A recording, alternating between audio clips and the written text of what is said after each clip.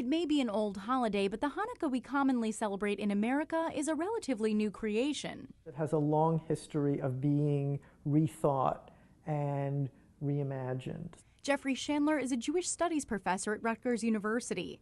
He says Hanukkah isn't a major holiday in the Jewish religion, but began to gain broader public attention around the turn of the 20th century because of its proximity to Christmas. Chandler says it was seen by members of the Jewish community as an opportunity to explain to the Christian majority what happens in their homes during a time of year when it may seem like everyone is celebrating Christmas. They would explain it as something that was part of this American commitment to freedom of religion. At that time, Chandler says, Jews were standing in for the religious other, non-Christian and atheist Americans.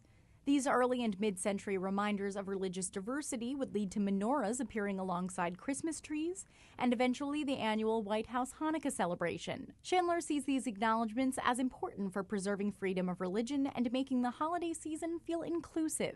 I know people who find it a really difficult time of year because they have to think about their otherness, their difference, in ways they don't have to think about it the rest of the year. Chandler says that's also why the last century has seen a shift in the holidays' rituals. A core feature of diaspora Jewish life for, millennia is Jews come to a new place to live.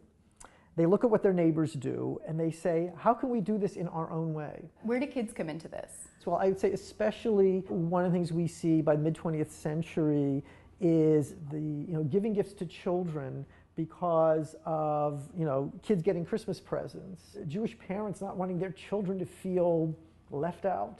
And at this time is the rise of all the paraphernalia that come around gift giving, creating analogs that are clearly Jewish analogs to the rituals around Christmas. Most recently, Mensch on a Bench, the Hanukkah version of Elf on a Shelf.